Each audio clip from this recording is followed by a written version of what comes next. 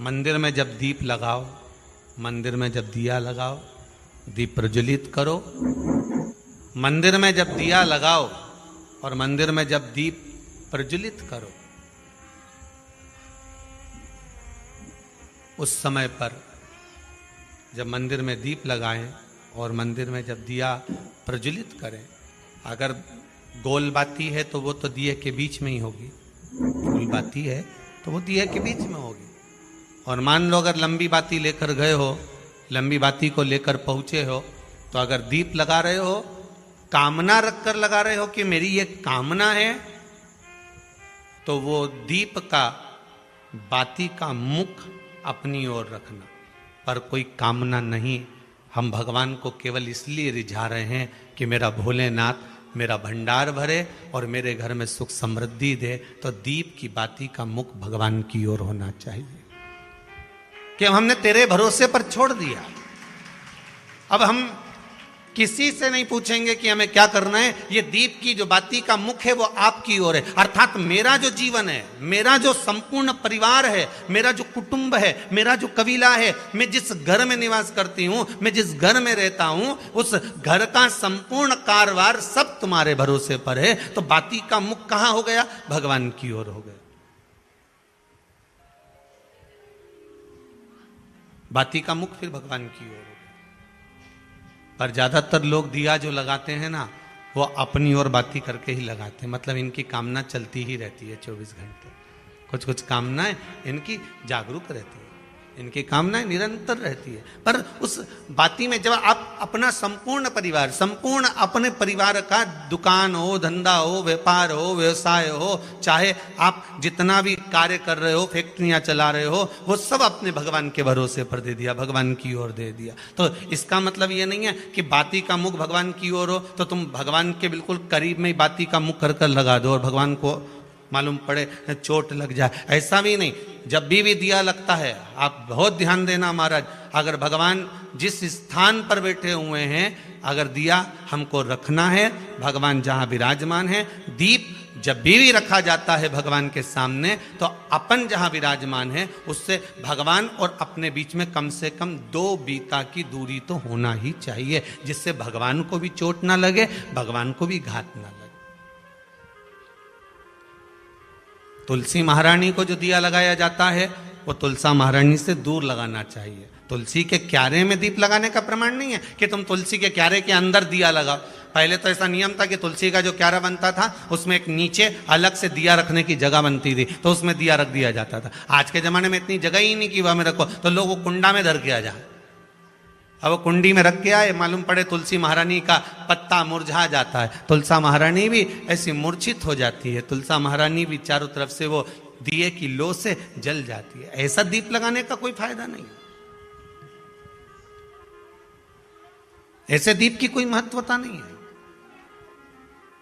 किसी को कष्ट देकर, किसी को परेशान कर कर, देवता हो चाहे आप हो, आप किसी को कष्ट देकर, किसी को परेशान कर कर अगर भजन कर रहे हो तो उसका कोई सुख नहीं है हमारा, उसका कोई आनंद नहीं है। किसी को भी कष्ट देकर अगर आपने भजन भी किया, यज्ञ भी करा, दान भी करा, पुण्य भी करा, सत्कर्म भी करा, भजन भी करा, उसका कोई तत्व नहीं, कोई मोल नहीं। बुद्धि, चित्त, ये परमात्मा को देखकर चलना।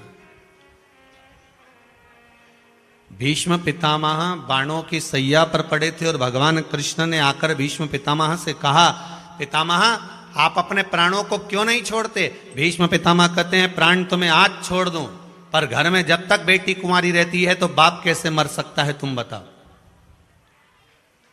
कुंवारी बेटी अगर घर में बैठी है तो पिता कैसे मर जाए? हमारे यहां तो कहते हैं, भीष्म पितामह कहते हैं कि जब तक घर में बेटी कुंवारी रहती है तब तक तो बाप तीर्थ करने भी नहीं जाता था। पहले का नियम था कि घर में बेटी कुंवारी बैठी है तो पिता कैसे तीर्थ जा सकता है? पहले बेटी के पीले हाथ करेगा, शादी करेगा, विवाह करेगा, उसके बाद तीर्थ जाएगा। तो मैं कैसे मर सकता हूं जब तक मेरी बेटी कुंवारी बैठी है? तो भगवान कृष्ण ने कहा, तुम्हारी बेटी है क्या? तुमने तो शादी नहीं करी है। भीष्म पितामह कहते हैं, कौन कहता है कि बेटी नहीं है? मेरी बेटी है और शादी करना चाहता हूं उस बेटी की। किसके साथ? भगवान कृष्ण ने पूछा। भीष्म पितामह कहते हैं, आपके साथ। भगवान कृष्ण बोले मेरी तो 16,108 पहले से है, क्या करूंगा आपकी बेटी से विवाह कर कर।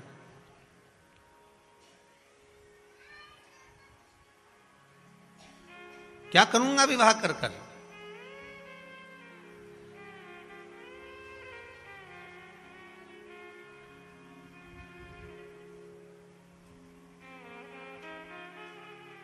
अगर 16,108 आपके पास में है ना, तो एक बेटी और रख लो, हमारी बेटी एक और रख लो।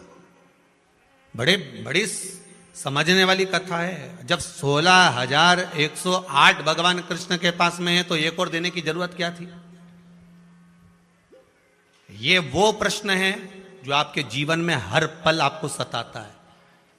जब इसके घर में 4 व्हीलर 4 गाड़ियां थी, इसकी 2 3 दुकानें चल रही है, तो भगवान इसको क्यों इतना दिया जा रहा है, ये हमारा प्रश्न है।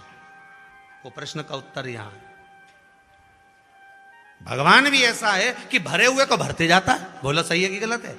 ये कई लोगों का प्रश्न है कि गुरुजी भगवान को तो देखो, जब उसके यहां देगा ना तो देता ही जाएगा, देता ही जाएगा। बेचारा गरीबड़े के घर में लड़की हो गई और बस सेठ के घर में लड़का हो गया, और लड़की उधर हो जाती, लड़का इधर हो जाता। ये हमारी बुद्धि है। हम सोचते हैं कि ऐसा विचार हम लाते हैं, ये सोच हमारी है। भगवान भी गजब करता है। बताओ, इसके यहां तो पहले इतना सारा था, और मालूम पड़े 2 वेयर हाउस खोल दिए, ये दे दिया, वो दे दिया, मालूम पड़े पेट्रोल पंप लगा दिया, मालूम पड़े गाड़ियां दे दी, मालूम पड़े इतना दे दिया। आखिर भगवान समझ में नहीं आता, किसी गरीबड़े को भगवान क्यों नहीं देता। बताओ, उसके तो खूब सारा था, भगवान ने भरे भराए को और भर दिया। तो यही तो प्रसंग यहां आ रहा है कि भगवान भीष्म पितामह भगवान कृष्ण से कह रहे हैं कि तुम मेरी बेटी से शादी कर लो, और भगवान कह रहे हैं मेरे पास में जब 16,108 है तो मैं क्यों लूं, एक काम कर किसी दूसरे से ब्याह कर दे, कुंवारा तो घना सारा पड़ा है, यही होगा ढेर सारा। तो इतने कुंवारे पड़े हुए हैं, तुम्हारी मर्जी पड़े उसके शादी करो, पर मुझसे क्यों करना। तो भीष्म पितामह ने कहा, कृष्ण जो 16,108 रानियों को अकेला साध सकता है, तो वो मेरी बेटी बुद्धि को भी साध सकता है। वो मेरी बुद्धि बेटी को साध सकता है। भीष्म पितामह कोई दूसरी लड़की की बात नहीं कर रहे, वो अपनी बुद्धि रूपी बेटी की बात कर रहे हैं। आप इसको साध लीजिए, मेरी बेटी बुद्धि के साथ में आप विवाह कर लीजिए। किसी दूसरे की तो बात ही नहीं चल रही है, बेटी की बात चल रही है। बस उसी तरह भगवान भरे हुए को क्यों भरता है। जिसको दिया जा रहा है उसको दिया ही जा रहा है, और जिसको नहीं दे रहा तो उसको रुलाया जा रहा है। क्यों। कोई भगवान से जाके पूछे तो सही, तो भगवान भी कह देते हैं तेरे को देने में दिक्कत नहीं है, दे दूंगा, मना नहीं है, बिल्कुल दूंगा, पर दिक्कत केवल इसी चीज की है कि मैंने तेरे को दिया, मैंने तेरे को दिया और तूने बर्बाद करना प्रारंभ किया। जैसे एक प्रसंग पहले सुनाया था, एक बच्चा तालाब के किनारे पर बैठा है, उसके हाथ नहीं है। सारे गांव के बच्चे तालाब में नहा रहे हैं, ये बैठा बैठा रो रहा है। पार्वती जी ने शिव जी से कहा, भोलेनाथ सबके हाथ पैर हैं, इसके क्यों नहीं है बेचारे के, देखो कितना मन कर रहा है, रो रहा है, वो नहा नहीं सकता, तालाब में कूद नहीं सकता। पार्वती अपने को ब्रह्मा जी की लेखनी में ज्यादा गड़बड़ी नहीं करना, तुम तो चलो। पार्वती जी बोली ऐसे कैसे चलो, इसकी मां 16 सोमवार के उपास कर रही है हाथ के चक्कर में।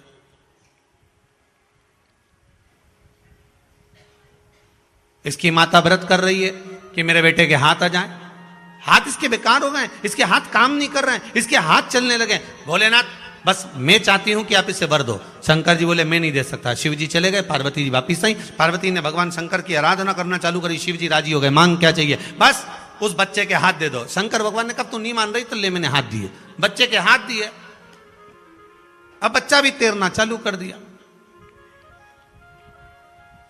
अब बच्चा तैरना चालू करा, थोड़ी दिन बाद पार्वती जी थोड़ी देर से वहां से निकली, तो निकलते हुए पार्वती जी क्या देख रही थी कि बहुत सारे लोग भाग भाग के जा रहे हैं, बहुत सारे बच्चे भाग भाग कर जा रहे हैं। तो पार्वती जी ने एक दो को रोककर पूछा, क्यों रे, कहां भाग रहे हो? अरे भागे नहीं तो क्या करें, वो है ना जिसके हाथ नहीं थे और हाथ आ गए, वो हम सबको पानी में डुबो डुबो के मार डाल रहा है। 3 को तो पहले ही मार डाला उसने, 3 को मार डाला और हमारी तैयारी है, इसलिए हम भाग रहे हैं। पार्वती जी शिव जी से बोली, प्रभु शायद इसीलिए आपने हाथ नहीं दिया था। भगवान कहते हैं कहां देना है, किसको देना है, कब देना है, कैसा देना है, ये मैं जानता हूं, ये मैं जानता हूं। कब किसको प्रदान करना है, कब किसको देना है, ये मैं जानता हूं। बलराम जी महाराज की बुद्धि का भगवान कृष्ण ने बारंबार कहा था कि आप संभल जाओ, मत करो ऐसी दोस्ती, मत करो ऐसा साथ के बाद में दिक्कत आए। महाराज संगत अच्छी बैठना, संगत और पंगत, क्या क्या चीज, जम के बोलिए जरा, संगत और पंगत। पंगत मतलब भोजन, बहुत बहुत समझ कर रखना, बहुत समझ कर। संगत भी अच्छी हो और पंगत भी अच्छी, संगत भी अच्छी और पंगत भी अच्छी। पंगत का भी बड़ा ध्यान रखना पड़ता है, खाने पीने का, क्या खा रहे हो, कैसे खा रहे हो, किसके साथ बैठकर खा रहे हो, किसका भोजन ग्रहण कर रहे हो, ऐसा भोजन ग्रहण कर रहे हो, बहुत ध्यान रखना। महाराज पुलस्त बाबा ने प्रतीचि से कहकर जब भ्रमण करते करते करते करते पुलस्त ऋषि द्रोणाचल के पास पहुंचे, द्रोणागिरी के पुत्र श्री गोवर्धन नाथ जी को लेकर चले।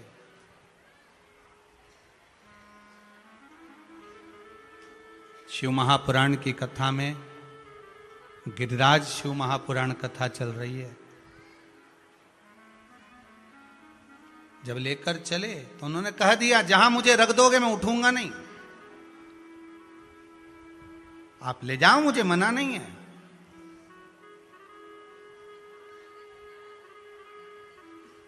पर जहां रखोगे मुझे, मैं वहां से हिलने वाला नहीं हूं। थोड़ा सा अहम, थोड़ा सा, ज्यादा नहीं, मात्र थोड़ा सा।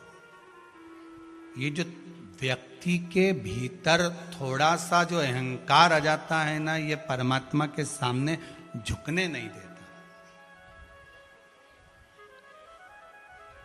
झुकने नहीं देता।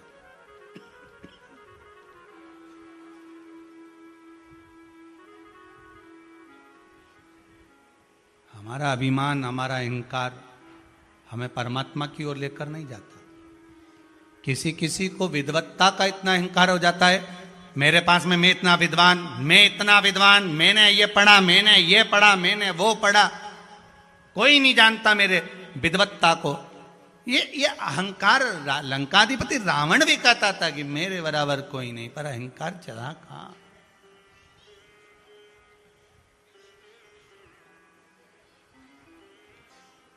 जिस गांव में जाना है उस गांव पर लिखा रहता है इंदौर जाना है। जब इंदौर यहाँ से जाओगे तो 150 किलोमीटर, चलते चलते 110 किलोमीटर, 5 किलोमीटर, 50 किलोमीटर, फिर लिखा होता है इंदौर शून्य।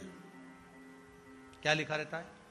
शून्य। सीहोर जाना है 8 किलोमीटर, सीहोर पहुंचे तो क्या लिखा होगा? शून्य। मतलब आप सीहोर में पहुंच गए, शून्य आ गया, समझ लो आप वहां तक, मंजिल तक पहुंच गए हो। उसी तरह हमारे भीतर से जब अहंकार शून्य हो जाता है तब समझ लेना आप शंकर तक पहुंच गए हो, आप शिव तक पहुंच गए, है ना। हमारा जो अभिमान है, हमारा जो अहंकार है, वो हमें हमें छूटता नहीं, हमें झुकने नहीं देता भगवान के आगे। बहुत ध्यान देना माई, मेरी माताओं से निवेदन है, मेरे भाइयों से निवेदन है, मेरे बेटा और बेटियों से सबसे निवेदन करूंगा, अगर पशुपतिनाथ का व्रत कर रहे हो सावधानी से करो, किसी को दिखाना नहीं, बताना नहीं कि भैया हम दिखावा कर कर व्रत करें। बताओ कि हम पशुपति व्रत कर रहे हैं, आप भी कर सकते हो। जैसे माता जी बोल रही थी दिल्ली वाली कि मैंने जिसको बताया पशुपति व्रत, सबके काम हो गए। छुपा हुआ रखा था ये व्रत।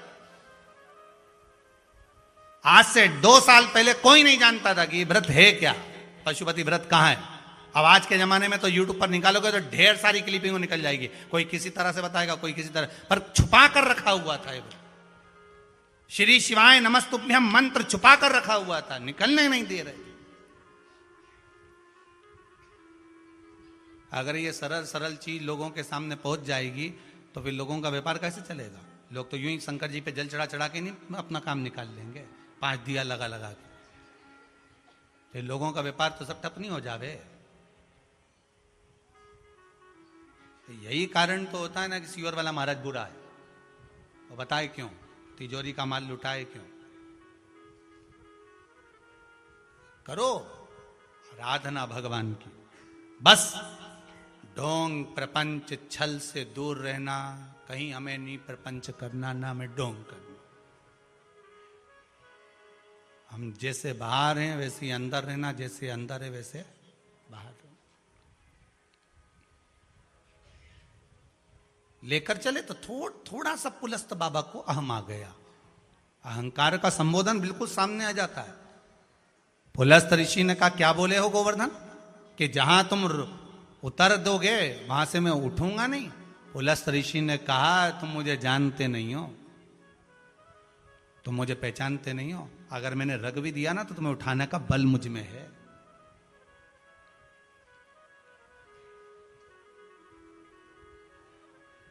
अभी तुमने मुझे जाना कहां है। फिर वही बात आ गई, मैं दिखाऊंगा कि मैं हूं क्या, मेरा समय आन दे, बताऊंगा मैं कि मैं हूं कौन। ये व्यक्ति का अहंकार है। और फिर एक दिन छाती में दर्द हुआ, हॉस्पिटल ले गए, डॉक्टर ने कह दिया इसका समय आ गया।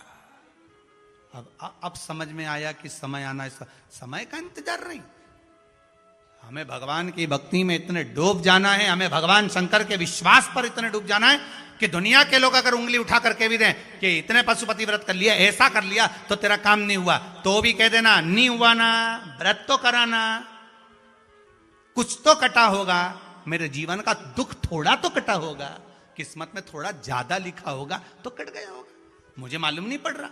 हो सकता है मेरी किस्मत में और ज्यादा दुख होगा तो कम कर दिया होगा भगवान ने, मुझे मालूम नहीं पड़ रहा। अरे क्यों चक्कर में पड़ी हो आप शिव पुराण के, क्यों चक्कर में पड़ी हो वह सीवर वाला महाराज के फालतू के, वो तो प्रपंचा जैसी बात। बताओ लौंग चढ़ा दो ने, काली मिर्ची चढ़ा दो ने, कमलकट्टा चढ़ा दो ने, बेलपत्ती चढ़ा दो ने, समी पत्र चढ़ा दो ने, ये चढ़ा दो। समी पत्र तक लोग चढ़ाना नहीं जानते थे कि समी पत्ता भी कुछ होता है, समी पत्र को नहीं।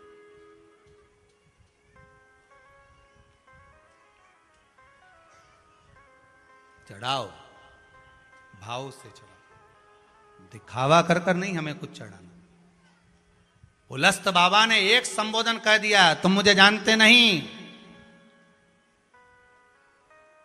और शिव महापुराण की कथा कहती है जब शंकर के दरवाजे पर जाना, जब शिव के मंदिर में जाना, शिव कथा में जाना, शंकर के अनुमोदन में जाना तो शून्य होकर जाना। अपनी राज सत्ता, तुम कितने बड़े विद्वान हो, तुम्हारे पास में कितनी सत्ता हो, किस गादी पर तुम बैठ रहे हो, तुम्हारा सिंहासन किस स्थाप का है, शंकर के सामने